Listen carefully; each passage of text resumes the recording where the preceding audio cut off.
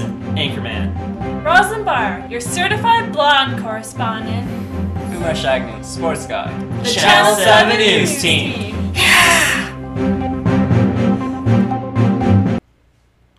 Hi, I'm Coulter Beeson, and this is VCTV Live, the first live broadcast we've done in quite a while. First up for you, we have a documentary on social change. After that, we have Coulter's Corner. Then we have an interview with the local artist. After that, we have Rosalind Barr with the Blonde Diaries. We have the topic of the week. After that, we have Zach with the birthday wishes. Then Umesh with the sports. Take her away.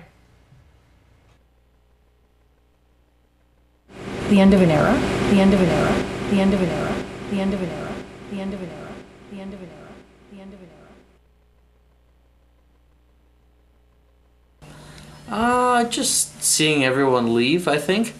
You know, lots of friends of mine have lost their jobs and have to go to different towns to get jobs. So it makes things a lot harder on the town. My only source of income right now is BC Ambulance, and that is $2 an hour for pager pay. I am paid well when I do get a call, but calls are sketchy. In the last 4 days, there hasn't been a call. The economy has affected me because tuition is going up next year at my university as well as many across Canada. So probably I'll have to start working 2 or 3 jobs in the summer and at least 1 job during the school year. Maybe if like the economy goes down and they stop making pizza pops and stuff, then I can't eat them. We moved from Arizona to here, so it has affected me a lot.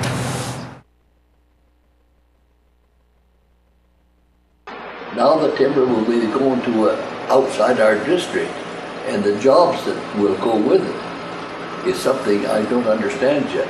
I just hope that somebody steps in and keeps the jobs here, where our we call it our timber, but it's in our area. But why a company can hold the timber rights and still move their production unit out, I don't quite understand that yet.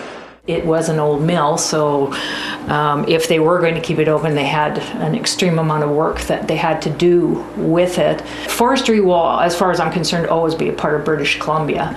I used to work for the sawmill for 33 years. I was one of the lucky ones that worked 2 years longer than most people at the sawmill, but my job was removed. Yes, that's where my husband worked for 33 years, so it's the end of an era. We should play paintball there, that'd be sweet. Town school and all, it's close to the tracks as a visitor. I think we should put the town on the hill, overlooking the lake, and then you're away from the tracks. That would be really appealing, but then you're moving the whole town. But then, closer to the ski hill. Actually, you know what? That might be something that kind of helps us, because when people kind of get stalled at Maine there, and they don't know where to go, maybe they decide to turn over down to us. I think it's a good thing. I do expect this town to grow at one point or other, just because of its location. And infrastructure is something that's always needed.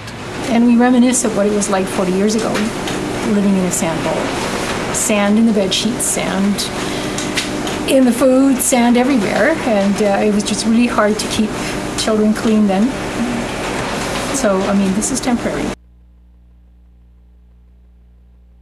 I hate to say this, but tourism and high-end tourism. I can see Valemount moving towards a more tourism-based economy, and for that reason I think that the downtown revite is a really good idea. I think it will really help us in the summer months where tourists will actually want to walk the streets and visit the shops and stuff. Like many places in BC, it's boom and bust for a lot of years, and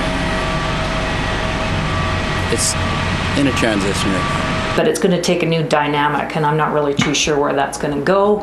I think it will be more community forests because there are so many that are popping up all over British Columbia.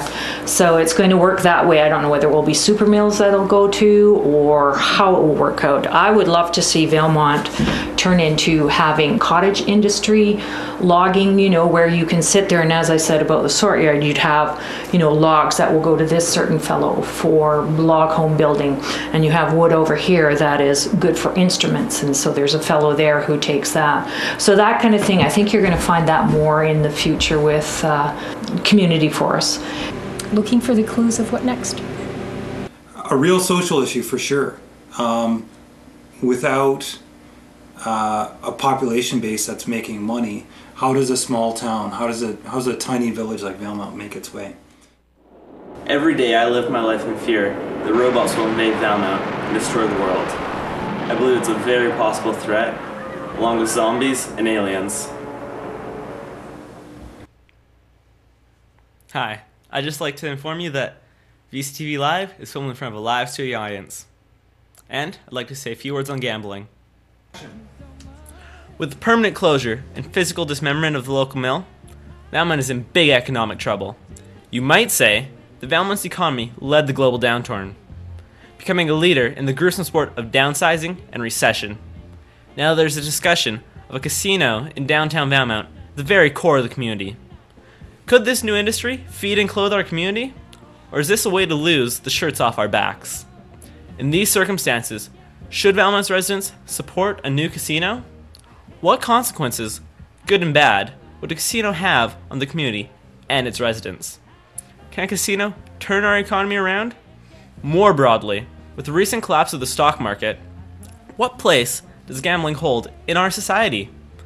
We did some fact checking to uncover the links between community health and gambling. According to the National Survey of Gambling Problems in Canada, published in the Canadian Journal of Psychiatry in 2005, BC trails most other provinces in problem gambling. Just 1.9% of the population in British Columbia are identified as problem gamblers, lower than or equal to most provinces in Canada, except New Brunswick and Quebec. Not only do we have very few big risk takers at the slots, only 75% of British Columbians participate in gambling, trailing all but 2 other provinces. One wonders, how are we going to get this economy back on track when no one is willing to take any risks? It's clear that we need to restore faith in our economy, however baseless that faith is. With the recent rebound in the Toronto Stock Exchange, it is clear that investors are ready to take chances again. In the same way, Valemount needs to learn to take chances to get our economy moving. The sooner we get residents confident enough to gamble, the sooner the economy will recover. It's true that some people will lose their shirts. What we have to remember is that other people will get those shirts. And with more shirts circulating, it is better for the whole economy. On a related note, if you need to sell your shirt, please contact my sister at the Caris Mall.